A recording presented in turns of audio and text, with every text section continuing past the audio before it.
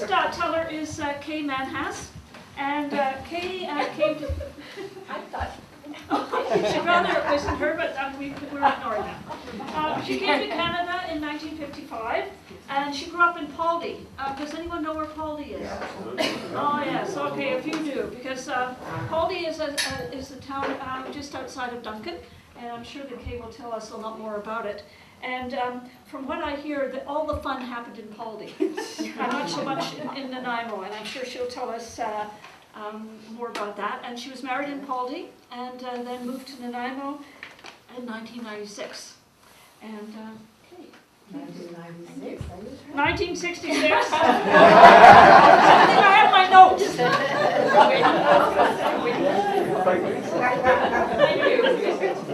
Thank you. That sounded good, though. Thank you. Thank you very much, Terry, and the Society here for asking us to speak again. And but I'm going to. I know we're supposed to speak about Nanaimo, and I'll go into that later. But my heart and soul is still back in Poldy, and I remember those memories first. So when we first came from India in 1955. My grandfather was living in Vancouver at the time, so I did stay with him for 2 years, and I did my grade 1 and 2 there. And then from there, we moved back to Victoria because my grandfather had a mill there, and that mill burnt down about 6 months after we were there. So because of that, we had to move back to Poldy because that's where everybody was there, and they told us to come there. And at that time, excuse me, Mail Lumber was the mill down here, down at the end of Halberton Street there. And all the guys got jobs there. And they used to be driven every day from Poldy, back and forth. And, but Poldy at that time was just a little town. It had about maybe 500-600 people at the most.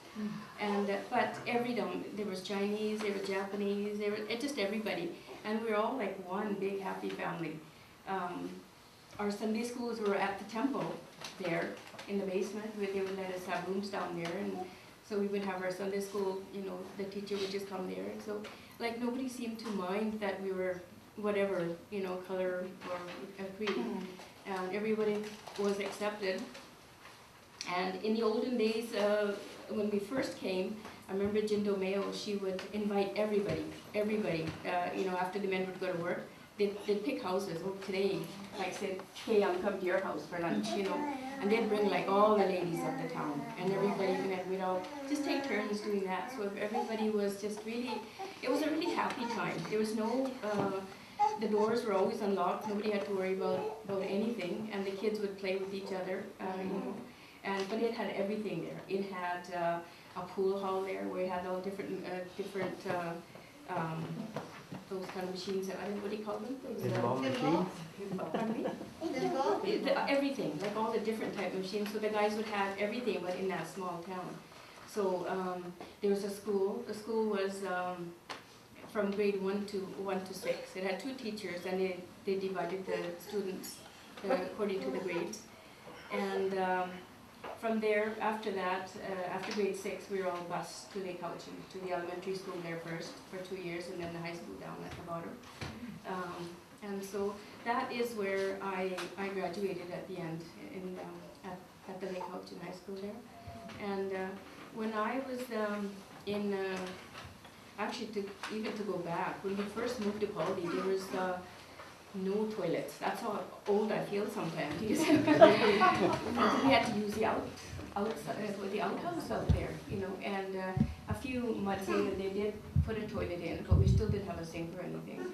Like, I just feel like I've come so far, They used to talk about automation and all this kind of stuff, but when I really look back, I can just see the history, and I can just see from my eyes what we had and what we have now. It's amazing how life can change in just one generation type of thing. And anyways, my grandfather was the only one except for the males that had a telephone. So if anybody needed to use a phone, we were always going down there. And he was the only one that had a TV. So all the kids, they would come and they'd be sitting all on the floor watching TV at his house. And gradually, a lot of the people did move out. again because they stopped running this crummy or this bus thing that was taking them back to work, so a lot of them moved into town to be closer to their work.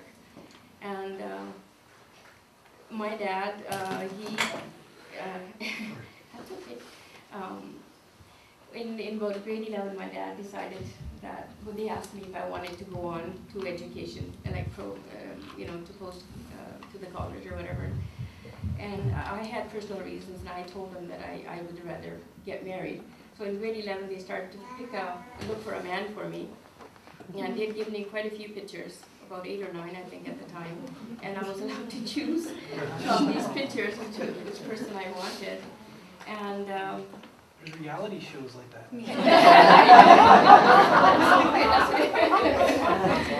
Yeah, and that's all I had to go by was this picture. And my husband now is he's a Sikh. He's got full hair and beard.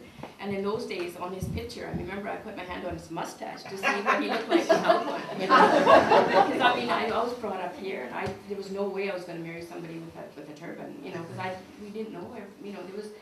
The first, anybody that came to Polly at that time, the first thing they would do is go get their haircut. We had this Japanese lady, that's all her job was. As soon as somebody new came, we had to go to her, and whether you wanted it or not, they would take you there and say, oh, we're going to go over to, I can't remember what they called her, and they'd sit him down, and she'd be in the back cutting his hair, like right, just like that. Like you had no choice in those days, So that was really. And it wasn't until way, way later that, they did have the say to, what they wanted to do. Because my grandfather, when they came, they had to really hide. I think they weren't legal yet as immigrants, so they had to hide until they became legal. I remember they were saying that they had terrible time with their language, like they couldn't speak English. And I think my grandmother told us once, he said they went to buy some eggs and they didn't know how to ask for the eggs. So what he did was he went and they painted these rocks white and he put them underneath and they'd go. And the guy handed them the eggs.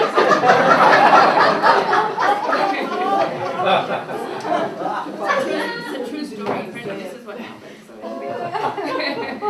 and that's how they got around. There used to be a Chinese man.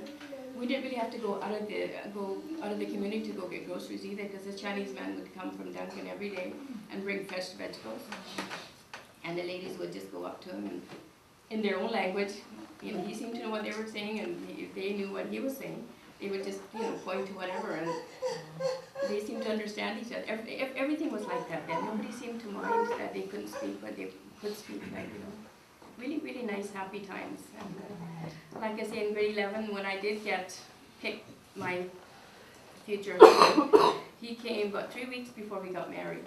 And the only time I saw him, I try to peek through the curtains to see him sometimes when they'd be walking, because it was such a small little town, you could see when you had to go this way or that.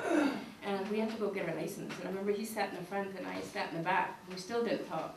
We didn't speak to each other until after we got married, and that was just, And so, anyways, we were married, and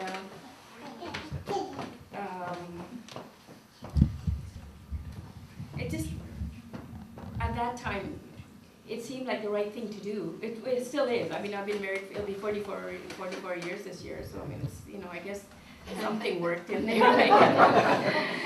but just thinking back now, at that time, I was so scared, because I was brought up here, I didn't know how to speak our language, and he didn't know how to speak English that well when he first came, so, like, to say shut up to a man, like, especially in our culture, it's a no-no. It's not nice in anything, but he'd say something, I'd say shut up, and we'd have a fight. The first 2 years, and then he'd say something to me, and I didn't know what he was saying, and I didn't know how to tell it back to him. I knew what he was saying, but I didn't know how to get my point across.